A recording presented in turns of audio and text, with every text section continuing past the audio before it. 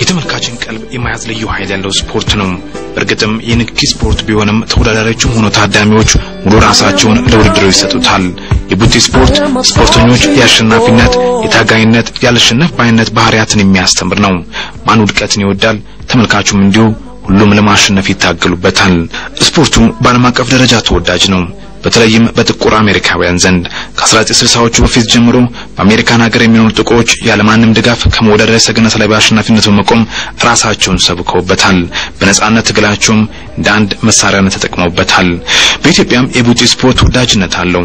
በ1956 ኢትዮጵያ በሜልቦርን ኦሎምፒክ ለመካፈል ጥያቄ ስታቀርብ አንድ ቅድመ ሁኔታ ተቀምጦ ነበር። በኦሎምፒክ ጌምስ ለመካፈል ቢያንስ የ5 ኢንተርናሽናል ፌዴሬሽኖች አባል መሆን ግዴታ ስለነበር የአምስት ስፖርቶች ተመረጡ። ከነዚህ ስፖርቶች ደግሞ ቦክስ አንዱ ነበር። በዚህ በመጀመሪያ የኢትዮጵያ ኦሎምፒክ ተሳትፎ የቡጢ ስፖርት ኢትዮጵያ የተሳተፈችባቸው ውድድር ሆናል። ከዚህ ጊዜ በኋላ በተለያየ ጊዜያት በኦሎምፒክ ሆነ በመላ አፍሪካ ጨዋታዎች የተለያዩ የቡጢ ስፖርተኞች መጥተዋል። ከነዚህ ውስጥ አንዱ ደምሴ ካሳ ነው። ስሜቱ በጣም ኃይለኛ ነው። ፍላጎቱ ኃይለኛ ነው። ደፋር ነው። ደምሴ ካሳ የተወለደው ወሎ ውስጥ ደሴ ከተማ ነው። ግን ቤተሰቦቹ ያሉት አዲስ አበባ ነበር። እናም ተማሪ በነበረበት ወቅት የክረምት ረፍትን የሚያሳልፈው አዲስ አበባ መምጣት ነበር። እናም አንድ ወቅት የደምሴን ስፖርት ፍቅር ያየው ታላቅ ወንድሙ ደምሴ እዚህ አዲስ አበባ መቅረት እየተማረ ስፖርተኛ መሆን እንደሚችል ያግባባዋል። ደምሴም የወንድሙን ሐሳብ ተቀብሎ አዲስ አበባ ይቀራል። ያልታሰበው ነገር ዘግይቶ ብሎ መጣ እንጂ ደምሴ የመጀመሪያ ፍላጎቱ እግር ኳስ ነበር። በሰፈር የቡጢ ስፖርት ሲላመዱ ልጆቹን በማየት ግን ፈርጣማው ሰውነት ያለው ደምሴ ወደዚህኛው ስፖርት ሐሳቡ ተቀየረ። በዚህም የአዲስ አበባ ፖሊስ ክለብን ተቀላቀለ።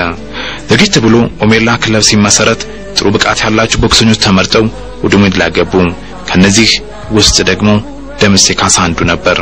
ጠንካራ ልምምድ ያደርግ የነበረው ደምሴ የመጀመሪያ ውድድሩን በድል በመወጣት ምስራቅና መካከለኛው አፍሪካ የቦክስ ሻምፒዮና ላይ መካፈል ቻለም።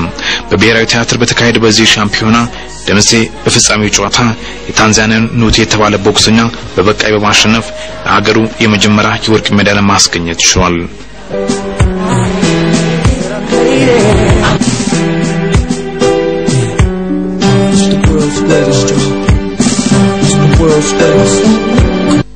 ለ12 ዓመታት በተወዳዳሪነት ያሳለፈው ደምሴ በአገር ውስጥና በውጭ በርካታ ውድድሮች ላይ በመሳተፍ አኩሪ ውጤትን አስመዝግቧል። በኢትዮ ኩባ፣ ኢትዮ ሱዳንና በመላ አፍሪካ ጨዋታዎችም እንዲሁም በ1975 ግን ከቦክስ ዓለም ለመገለል ፈለገ። በወቅቱ የሞርላ ስፖርት ክለብ ቡድን መሪ የነበሩት ኮሎኔል ለገሰ ግን ደምሴን ወደ አሰልጣኝነት እንዲገባ አግባቡት። በዚህም በአሰልጣኝነት የቀድሞ ክለቡን ውስጥ መስራት ጀመረ። ጎን ለጎንም የፌደራል ማረሚያ ቤቶችን ያሰለጥን ነበር። በባርሴሎና ኦሎምፒክ ተሳታፊ የነበረውን እኮ ቦክሰኛ ሰለሞን ታደሰን በደቡብ አፍሪካ መላ አፍሪካ ጨዋታዎች ለሀገሩ ወርቅ ያስገኘው ጸጋ ስላሴን በአትላንታ ኦሎምፒክ ጥሩ ተፋካሪ የነበረውን ጥበቡ ቢሆነኝን ያፈራው አሰልጣኝ ደምሴ ካሳ ነው። ከ1985 እስከ 1999 የብሔራዊ ቡድን ቦክሰኛ የነበረውን የአሁኑን የፌደራል ማረሚያ ቤቶች አሰልጣኝ ግርማ አለሙን ያፈራው እንዲሁ ደምሴ ነው። ግርማ የቀድሞ አሰልጣኙን ልዩ ናቸው ይላል። በአስተኛት በጣም ታጋሽ ጥሩ ሰው እኛ እንኳን በባህሪ ወይን ኪሎ የሚባል ነገር አለ እዛ ላይ በጣም ሰምታችሁ ነው ከተወደደ ቁጥር እሱ ነው ትሪት የሚያደርገን እና በጣም እናከብረው ነው የምንወደው ሰው ነው።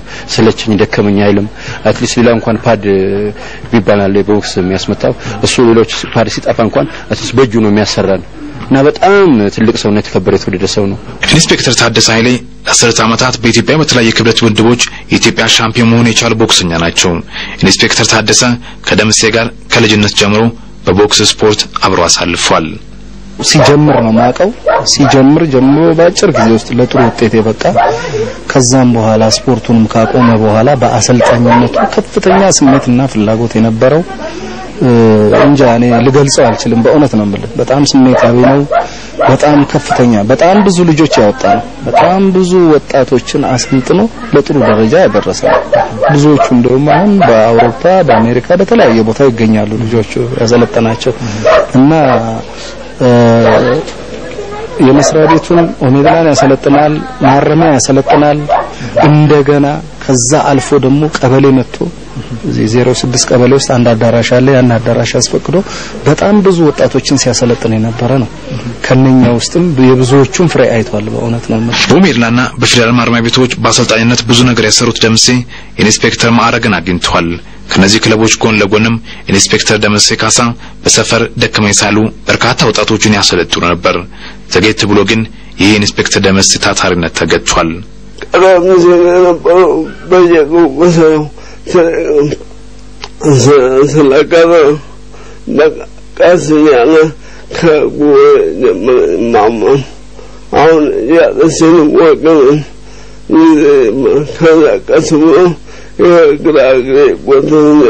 አሁን ኢንስፔክተር ደምሴ ባጋጠመው የነርቭ ችግር በህመም ላይ ናቸው።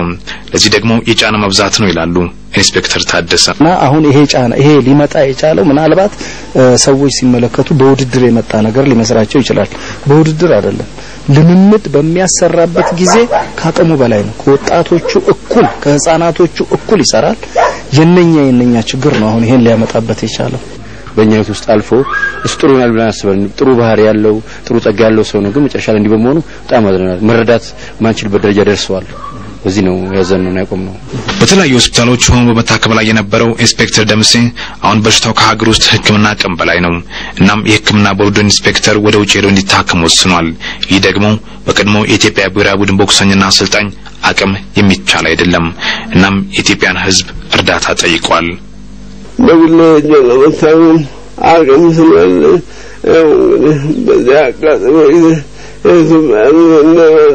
የኢትዮጵያን ህዝብ እየተማጸነ ነው። የኢትዮጵያ ህዝብ መቼስ ለሱ ብቻ አይደለም ለብዙዎቹ ያየን ነው። አሁን ብዙ ስፖርተኞችም ብዙ የተለያዩ ሰዎችም እየተረዱ ውጭ ሄደው እየታከሙ ነው እና አሁንም ቢሆን የኢትዮጵያ ህዝብ ቢረባረብለትና ቢደርስለት ከህመሙ ሊፈወስ ይችላል ብዬ ሐሳብ